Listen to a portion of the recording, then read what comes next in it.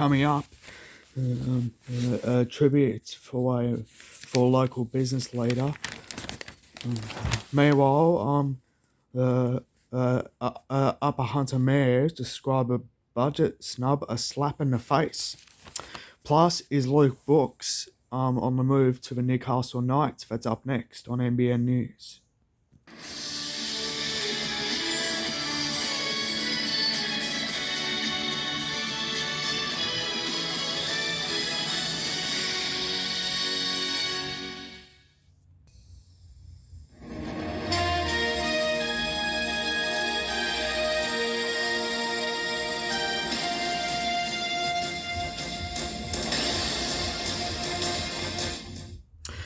Good evening, my name's Glenn McLeod with NBN's Thursday Night News. Tonight, David Chapman dies at the age of 62.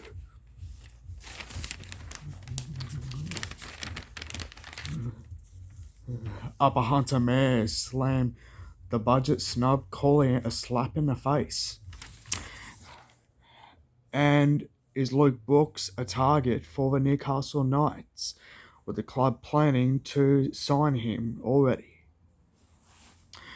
But first, David Chapman is being remembered as a man who shone in business and on the field at his beloved Merweather Carlton Rugby Club. 62-year-old Mr. Chapman, the managing director of Hunter Street Business Chapman Property, died peacefully at his honeysuckle home on Monday, dressed for work and reading one of his favourite books. His son Colin said he had worked for the past 12 years alongside his father in the family company, which last year marked 50 years and was founded by David Chapman's father, Hunter businessman Colin Firth Chapman. Meanwhile, the 30-year-old said that Dad had always coached me for this moment. He wanted to make sure when he left that everyone was looked after and Mum had everything she needed. Mum was the apple of his eye. Raised in Merweather, Chapman studied law at Macquarie University alongside his younger brother Peter at their father's behest, graduating to take out the university prize in finance and security. Mr. Chapman worked for Turnbull Hill lawyers for a couple of years before his father asked him to join the family business in 1989. But of course, Chapman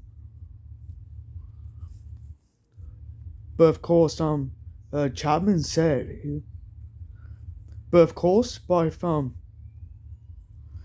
both David and Peter Chapman played hooker. David for Merweather Carlton, Peter for the Wanderers. The pair also played cricket, David for Charlestown and Peter for Newcastle City. David was captain when Merweather Carlton first grade when the Merweather Carlton first grade won the 1989 Newcastle and Hunter Rugby Union Premiership. Peter Chapman said his brother's death had prompted him to reflect on their brotherly battles from the backyard to the field. The battles were followed by a beer and a laugh in the bar afterwards. Camaraderie between the Wanderers and Merweather Carlton are synonymous with being a part of the Newcastle community. Former Merweather Carlton club president Stephen Reid said Mr. Chapman was the most inspirational captain he had. He said his greatest talent was that he could lift the ordinary to the extraordinary. The mayor of Muswellbrook has slammed the New South Wales government for snubbing the engine of the state in this week's budget. Councillor Steve Reynolds described the budget as a slap in the face for the region after the government revealed it was raking in an extra $810 million in coal royalties this year, but hadn't allocated more money to a fund designed to help coal mining communities prepare for the future. It's this type of news that the Mayor of Muswellbrook has called the state budget a slap in the face for the region, as a Hunter MP says the toe in the water commitment in hydrogen is evidence the government isn't serious about transforming Hunter communities that rely on coal. Meanwhile, Hunter MPs, local councils, and business leaders slammed the news the $25 million royalties for Rejuvenation Fund won't be fattened up, despite the extra $810 million in coal royalties that will flow into the state's coffers this year. The region is still pumping record amounts of coal, but the clock is ticking following the announcement BHP will shutter its Mount Arthur operation near Muswellbrook by 2030. Meanwhile, Muswellbrook Mayor Steve Reynolds said this: "It just feels like a slap in the face for the Muswellbrook community. We've been the working engine keeping the economy going during COVID. We've got projects we can deliver to make this transition easy, but we just need this funding. It shouldn't be a matter of us needing to ask. An increase to the funding uh, should just be given with the current coal prices and what our region is facing over the next few years." Councillor Reynolds says he expected more for the Upper Hunter, given the royalties fund was initially meant to be deliberately directly to the areas most impacted.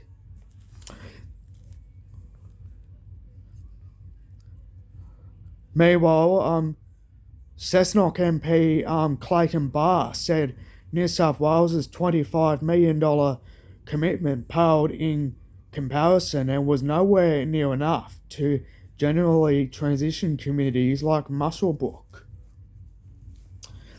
Meanwhile, questions to New South Wales Treasurer Matt Keane were not answered on Wednesday. Meanwhile, hundreds of nurses and midwives in New South Wales will stop work to protest the state budget, saying it has failed their sector over staffing and wages.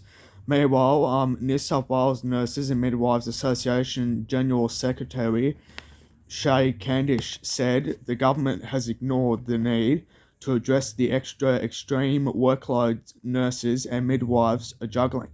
"We asked for one extra nurse every evening and night shift in remote sites, and the government has said no." More than 70 union branches, that includes plenty in the Hunter, have voted to stop work for various hours, ranging from 2 to 24 hours on June 28. Buyers eligible for the state government's shared equality scheme could have more luck finding a home in Lake Macquarie than in Newcastle. Announced in Tuesday's state budget, the scheme aims to help eligible buyers purchase a home, namely single parents with a child or children under 18 years of age, a single person aged 50 plus, or key worker, first home buyers, nurses, teachers, and police. Property prices are capped at $950,000 for Sydney and most regional areas such as Newcastle and Lake Macquarie, and at $600,000 for other regional areas.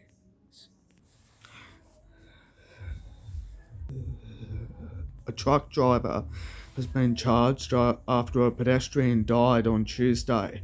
Emergency services were called to Cessnock Road in Maitland at about 6:30 a.m. on Tuesday, June 21, following reports a male pedestrian had been hit by a truck. The driver of the truck, a 47-year-old man, immediately stopped and attempted to render assistance. However, the pedestrian died at the scene. The truck driver was uninjured and taken to Maitland Hospital for mandatory testing. However, he has been charged with dangerous driving occasioning death and negligent driving occasioning death. He was controversially granted conditional bail and will appear at Maitland Local Court next month. Still in the courts, and police have arrested a man in Newcastle in relation to a Central Coast kidnapping and assault earlier this year. Strike Force investigators swooped yesterday, arresting a 29-year-old man at a Barnsley address. He was taken to Toronto Police Station and charged with kidnapping company with indent serious indictable offence occasioning actual bodily harm and robbery armed with an offensive weapon. Islington public students have turned their school into a sea of yellow and blue, dressing in the colours of the Ukrainian flag, to raise awareness and funds to help refugees fleeing the war-torn country. School leaders, 11-year-old Elwood Peak and Kieran Kataria, said when Principal Kim Harris asked them and fellow leaders Sonny Alston and Sophie Bortella for what cause they wanted to fundraise for this term, Ukraine was their first choice. Sport for Newcastle and the Hunters coming up next, as Luke Brooks to reappear as a target and a signing for the Newcastle Knights.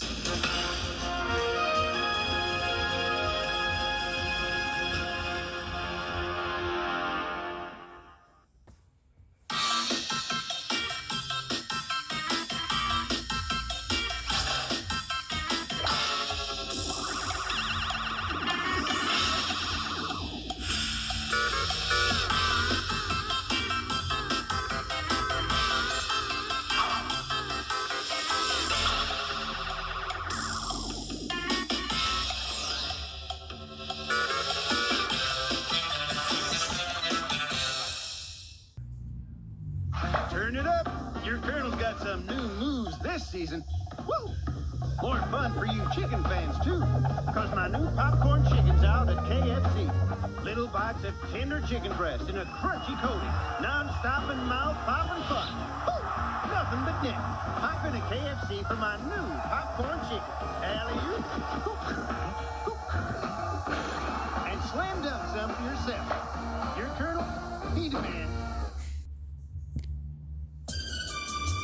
In a world where everything appears to be built the same, comes a range of cars built with a difference. Do you see what I see? Built to be the ultimate in drivability Do you see what I see? and spaciousness. Do you see what I see? Cars that not only look better, but have the body armor that lasts. And every detail is checked to ensure they're as reliable as they are durable. What you see are the new Hyundais. And you thought we were just a small car company. Hyundai. Take another look. I'm going to buy that. Into big business now, are we? No, I'm quite happy with the small business I own, Louise. Who are you banking with now, Bob? Newcastle Permanent. No, I mean your company banking. Yeah, we're with the firm. Didn't know they did business banking. Well, I have done for quite some time now, Dad. Oh, good move. That's mine. Thank you. Your business is in good hands with Newcastle Permanent. They're our building society.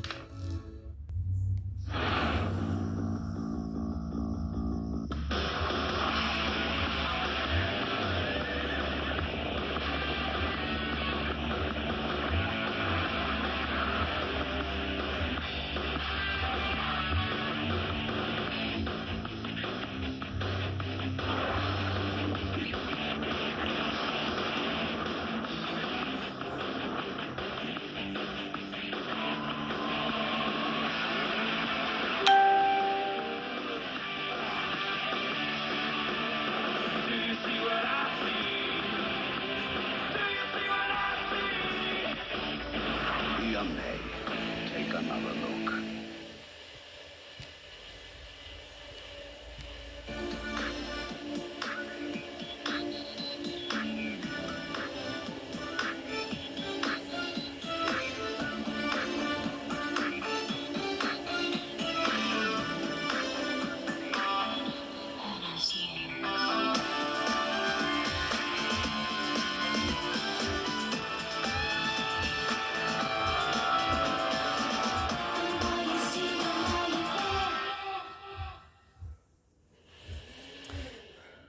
Much maligned halfback Luke Brooks could reappear as a target for the Newcastle Knights after apparently falling out in favour at the West Tigers. Brooks, the 27-year-old playmaker who is under contract to the club until at least the end of next year, was linked to Newcastle in the off-season after the Knights granted Mitchell Pearce an early release to join Super League club the Catalan Dragons.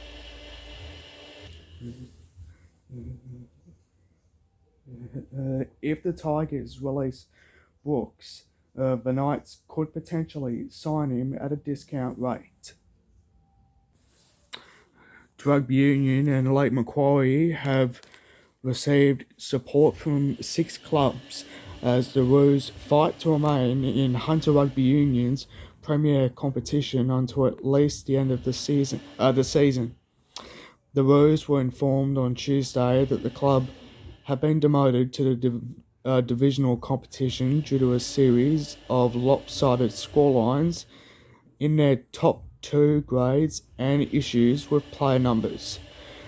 They were scheduled to meet University at Bernie Cowan Oval in 3 senior grades on Saturday.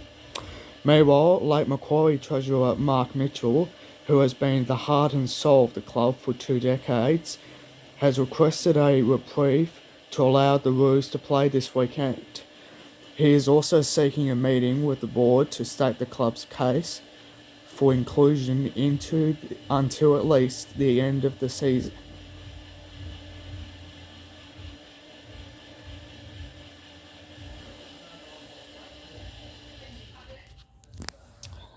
Still in the local rugby union, and of course, Maitland flyer Aidan Prokopis has planned to play Colts for Northern Suburbs in Sydney this season. Instead, he's in line to snare a New South Wales country jumper, and he has his twin brother to thank for it. Prokopis, Black's teammate Kirby Wateni and Wildfire's Joe Lalaga and Vili Pavletti are a 29-man squad. Meanwhile, to the local competition, of course,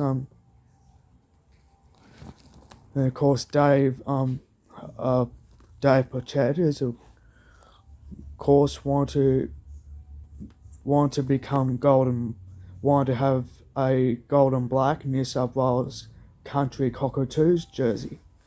Now in his first full season at Mayweather, the former Australian under-20 front rower is set to humiliate them. 24-year-old Pochette is the only Hunter player in a 39-man country squad to attend a training camp at the New South Wales Waratahs headquarters in Sydney in 2 months' time.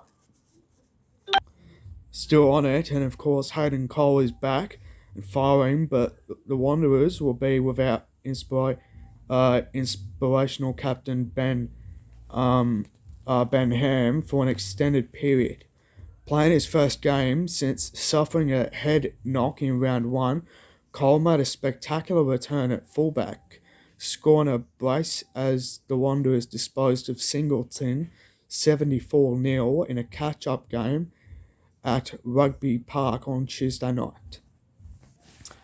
Meanwhile, Newcastle's Nathan Polar starters Australia's water polo teams banked comprehensive victories in their opening games at the World Championships in Budapest. Australia's men's outfit triumphed Kazakhstan 10-4 while the women thumped the Kazakhs 16-9 in their respective opening group games. The victory of the men's team was highlighted by 3 goals, each from Tokyo Olympian Power and Luke Pavillard.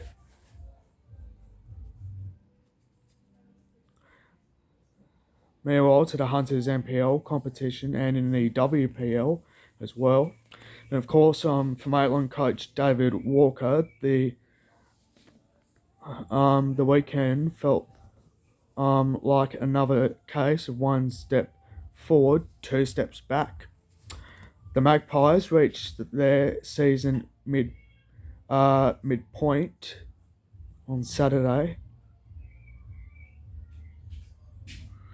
And of course, it's in the women's competition. Well, the door's open again. And of course, it was on Saturday night by hammering Adamstown 6-1 at Lake Macquarie Regional Football Facility. And of course,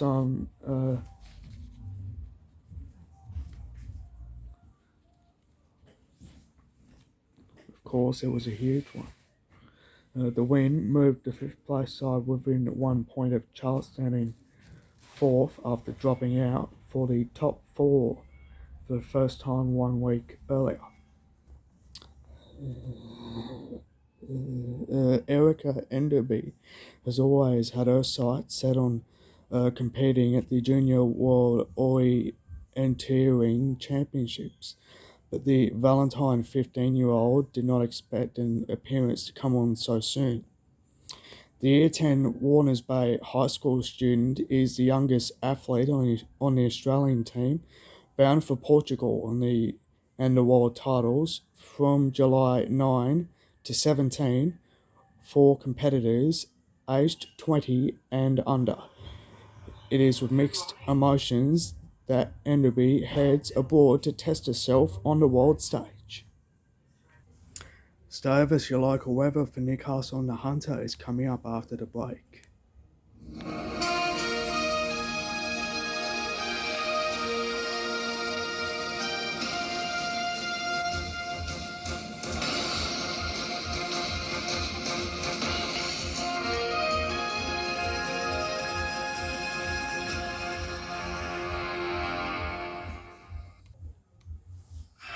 Nothing's more powerful than the impact of a Twister. Get KFC's Twister Combo, a delicious twister with chips and a Pepsi for just $5.25. It sends your taste buds into a spin. Woo! Yeah.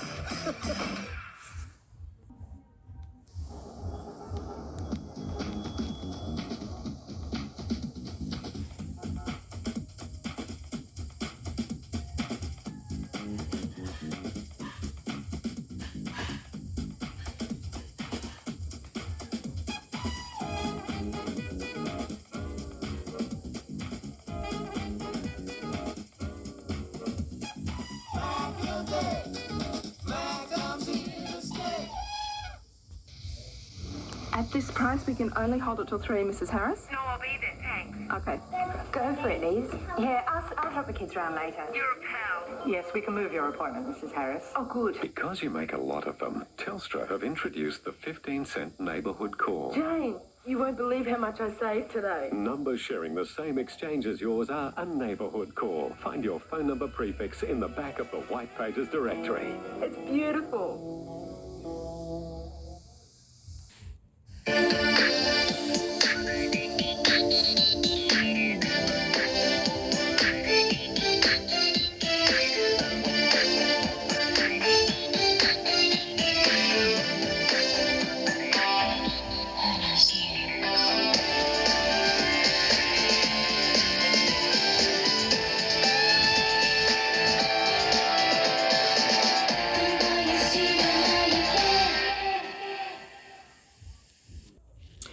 To the weather now, and it was alright for Newcastle and the Hunter, and of course it was okay for today. Meanwhile, it was just alright throughout Newcastle and the rest of the Hunter, which meant Newcastle had 19 today, and also there was 19 for Wallsend as well as 18 for Maitland. and also Toronto had 19 as well. While tomorrow, Newcastle has 8 to 20. Also, Wallsend and Toronto both have the 7s, but Wallsend has got 19 and Toronto has got 20. And also, it will be 6 to 19 at Cessnock, 7 to 19 at Singleton, 5 to 19 at Muswellbrook.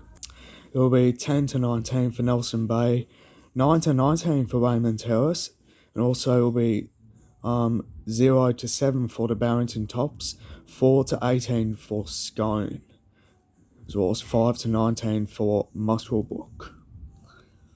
And also there will be 9 to 20 for Wyong. Onto the waters, and of course to the Hunter Coastal waters, from Sea Rocks to the Broken Bay. There'll be winds, southwesterlies up to 10 to 15 knots, tuning westerly early in the morning, with the winds reaching up to 20 knots offshore north of Norway Head in the late evening. The seas are around 1 metre. The first swell is of course easterly at around 1 to 1.5 metres, decreasing to at around 1 metre later in the evening, while the second swell is southerly around 1 metre and the weather is mostly sunny. The high tide for tomorrow is at 4:31 in the morning. The low is at around about 11:46 tomorrow night. And of course, the sun will get up at 6:56 and will set at 4:54. The outlook for Newcastle, it will be okay, and also it will be alright for Scone as well as for Toronto and Wallsend, which will be okay as well. Of course, that's about it for NBN News for this Thursday night. From all of us here, good night.